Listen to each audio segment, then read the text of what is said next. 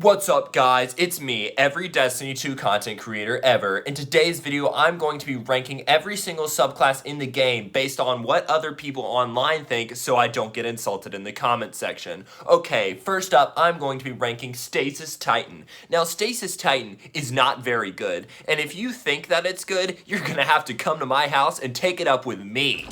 You take that back! Take that back right now! Take it back! You did not mean what you just said. Stasis Titan is awesome. Okay, guys, I'm gonna have to call the authorities. Thank you all so much for watching. Say something. Stasis Titan is really good. I swear. I know you've been told over and over again by every single YouTuber and streamer and person in the Destiny community, your mom and your dad and your grandpa and your grandma, that Stasis Titan is bad, but I'm here to tell you that those are all lies. Asterisk. Stasis Titan is actually really fantastic. I've used it for the better part of like 5 minutes, 5 weeks now, and I think that it's actually a pretty darn good subclass, all things considered. The build I used was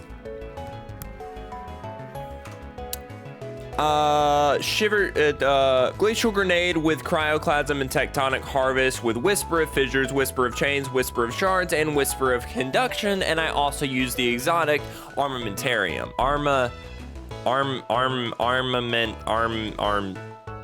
Two grenade thing. Look, it's Stasis. The space for creativity is about as wide as the space between my butt and this chair. However, this build has performed very well for me in GMs and raids and other high-level content if you know what you're doing. Now, you can't just mindlessly run around gunslinging like a certain subclass, and you can't just waltz in and start punching things like most other Titan subclasses.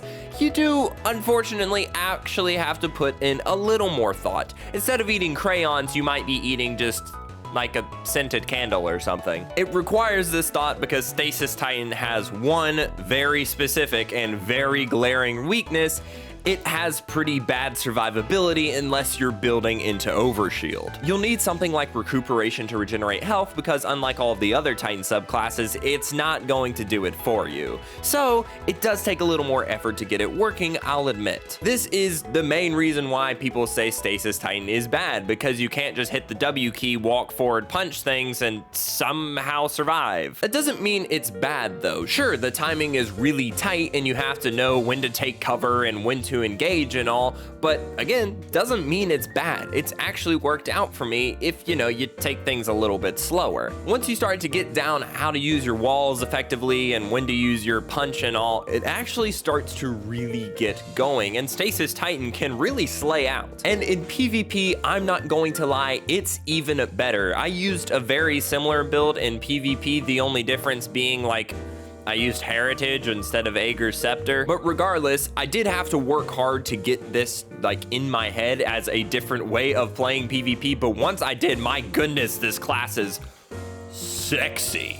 That's a weird adjective. But yes, it does give you some really sexy plays, chief among them being hitting somebody with the freaking big wallop melee and then sending them flying across the map and then just one-tapping them with your heritage and going, haha, I'm better than you, skill issue, and then probably getting banned. Speaking of melee, the punch, this is a really good movement ability. Now, a lot of people use the Void Titan Shield Slam for the movement ability, but this one is just as effective and it sends you further, actually. It gives you a pinpoint turn in midair, which on Titan is incredibly valuable.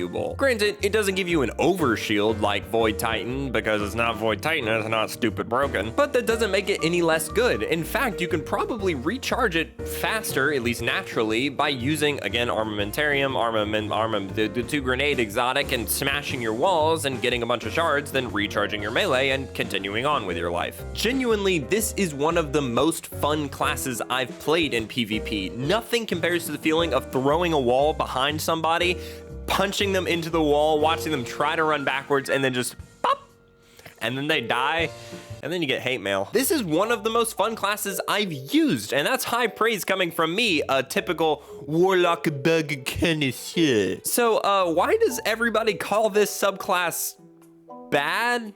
Sorry, it gave me a Witch Queen notification, and I don't know why I just got this. I logged in like 10 minutes ago. The big thing is that this subclass just doesn't play itself for you. It's not that forgiving, unlike, again, every other Titan subclass where you just walk forward, press the middle mouse button, and occasionally something else, and you just somehow survive. Almost every other subclass in this game has some sort of combo that just keeps you alive, and Stasis Titan just unfortunately, why did the menu come up? Stasis Titan just unfortunately doesn't do that. You again have things like Overshield, which are great, and there's so many Titan exotics that build into it that you can get it to work very effectively, again, if you know what you're doing, but that still doesn't compare to something like Banner of War, where you literally just punch somebody and all of a sudden you're a well. Why did they think that giving some Titan the ability to punch something and then become a well was a good idea? Stasis Titan does have a decent amount of survivability if you want to build into that, but it just doesn't compare to,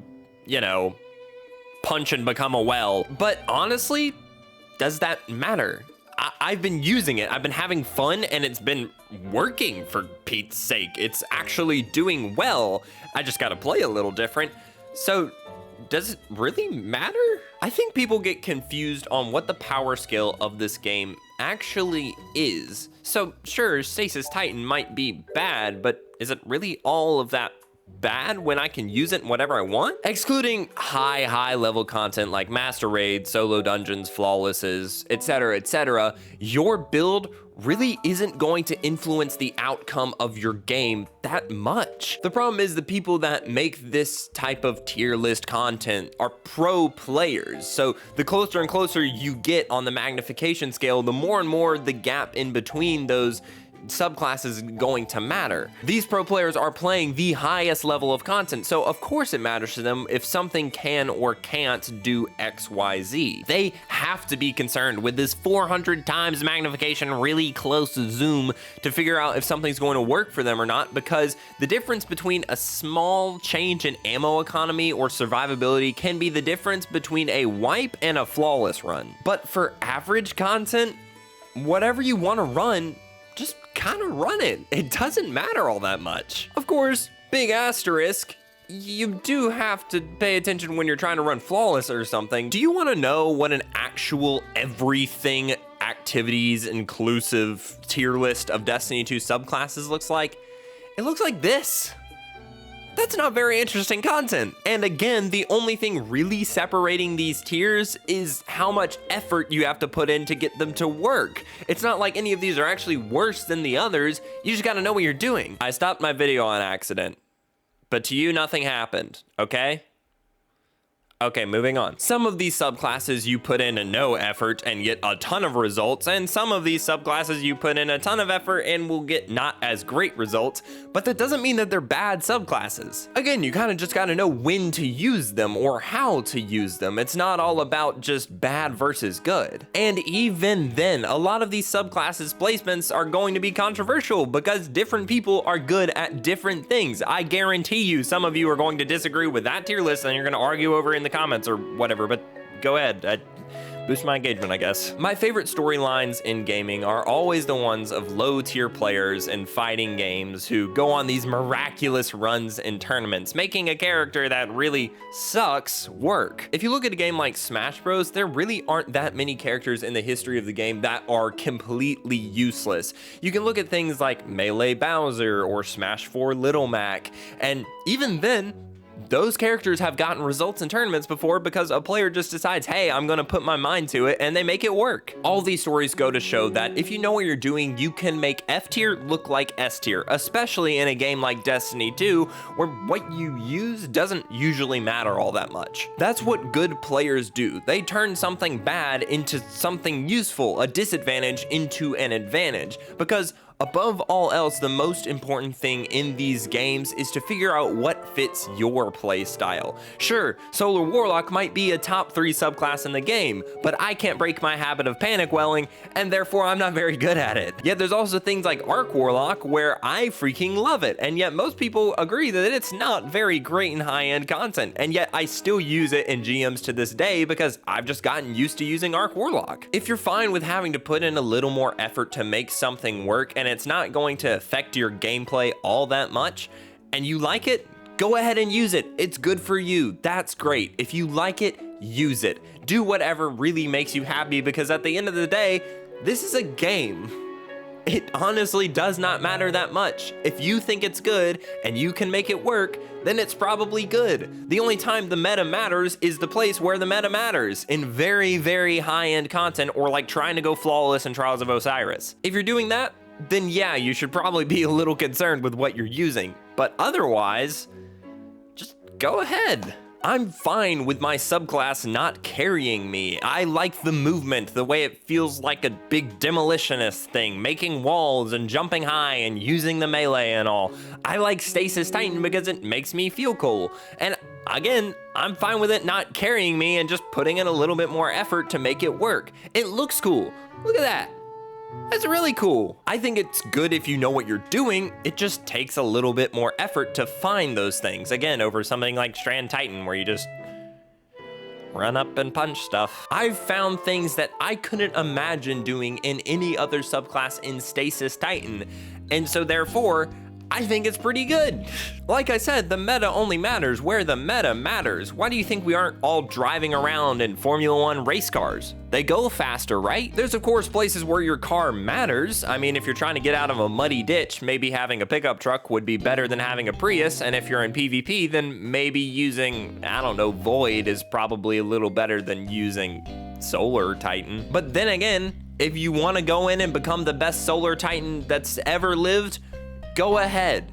Now, don't do this at the detriment of other people. I'm not saying that, because I know that's like gonna be the #1 thing that people say is like, oh, but you know, people in Trials of Osiris, they use bad stuff. And it's like, well, yeah, you shouldn't be using bad stuff and things where you're trying to freaking win. In Destiny 2, where most of the activities are just about getting to the end and dealing damage, who cares? Again, master raids, etc, very top of the game, then yes, it does matter, because as you get closer and closer, the gaps get further and further apart.